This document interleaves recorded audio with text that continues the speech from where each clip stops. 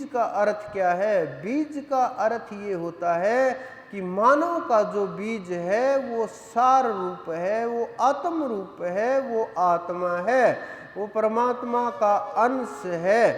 अगर वो उससे जितना भी ये जीव दूर जाएगा, जितना भी बाहर के संसार की वस्तुओं के अंदर भटकेगा, 14 चीज इस संसार के अंदर मानव को भटका देती हैं। 10 इंद्रियां, अंतःकरण, चतुष्टक, इनमें बाहर की ओर ले जाने के लिए ये सारा प्रयास करती हैं। मानव का शरीर, मानव की आत्मा, आत्मा कोई भी कर्म नहीं करती, लेकिन शरीर जो कर्म करता है उनका भुगतान आत्मा के द्वारा किया जाता है। ये अनजानपने में किया जाता है, नासमझी में किया जाता है। आप ये समझिए, ये हाथों को मिलाना ज़्यादा समय लगता है, परमात्मा को मिलाना इससे भी आसान है। लेकिन ये इतना दूर कर दिया गया, इतना समझा दिया गया, इतना भय पैदा कर दिया गया, पाप पुण्य के अंदर घुसा दिया गया, डर के अंदर धर्म पैदा कर दिया गया, नियम बना दिए गए, प्रकृति में घुसा दिया गया, अनेकों प्रकार की चीज़ें बना दी गई, अनेकों प्रकार के लोग अलग अलग पर मजहब बना दिए गए। इतना सारा बवंडर खड़ा कर दिया, मानव को ये ही समझ नहीं आए कि मैं सही भी हूँ या गलत हूँ, सही रास्ते के ऊपर चल रहा हूँ, नहीं चल रहा हूँ, गलत रास्ते के ऊपर चल रहा हूँ, कैसा क्या है। अनेकों प्रकार के बिना कारण की चीज़ें थोप दी गई, पहनने से ले करके खाने पीने तक सब कुछ थोपते चले गए, और मानव है ये दबता चला गया। लेकिन कर्म का जो बीज है, कर्म का जो अंकुर है, अगर कर्म के अंकुर को नहीं काटा गया तो हम उस सार तक नहीं पहुंच पाएंगे। अगर ये कर्म का अंकुर ऐसे ही फूटता रहा, ऐसे ही वृक्ष होता रहा, ऐसे ही फल लगते रहे, फिर बार बार जन्म होगा, बार बार आना जाना पड़ेगा।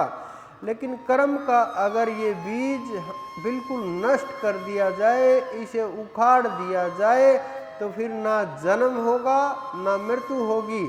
इस शरीर की मृत्यु निश्चित है, कोई नहीं टाल सकता, कोई नहीं रोक सकता।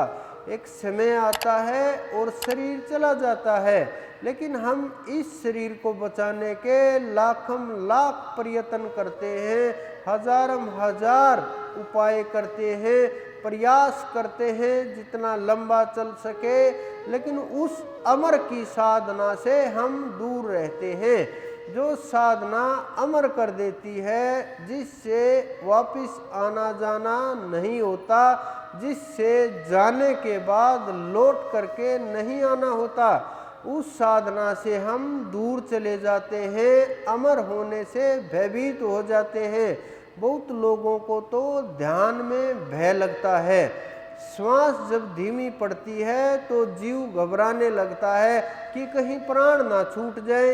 जब सूक्ष्म शरीर चढ़ाई करने लगता है, नाद पकड़ करके ऊपर चढ़ता है, श्वास धीमी हो जाती है, आसपास के लोगों को श्वास ये लगता है श्वास छूट ना गई हो।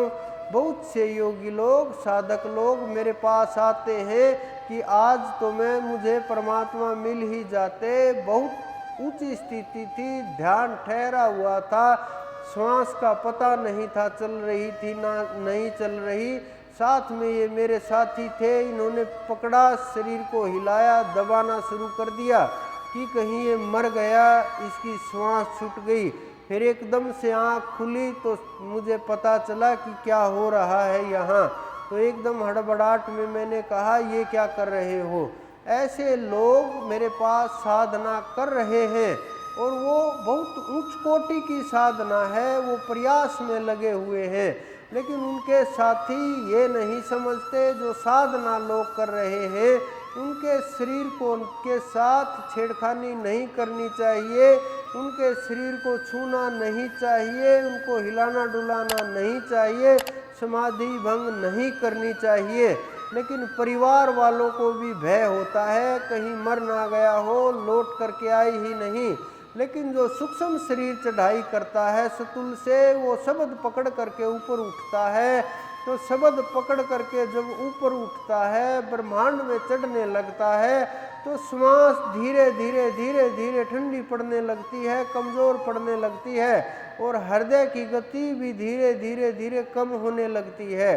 जिस प्रकार से आप ये समझो, गर्भ के अंदर जो बच्चा होता है वो बिना सांस के भी उसकी धड़कन सामान्य चलती है, और डॉक्टर उसको चेक करके बताते हैं कि इसकी धड़कन नॉर्मल चल रही है, बिल्कुल सामान्य है बच्चा।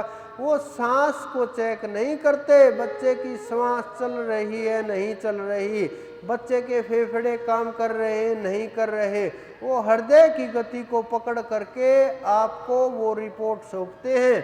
तो उसी प्रकार योगी लोग जब ध्यान में जाते हैं, श्वास कमजोर होती है, हृदय की गति के ऊपर उनका खून का दौरा चलता रहता है, और धीरे धीरे उनके ऊपर भी पकड़ होने लगती है। जो गहरे योगी हैं, जिनकी चढ़ाई और ऊंची स्थिति है, उनकी कई बार हृदय की गति भी रुक जाती है।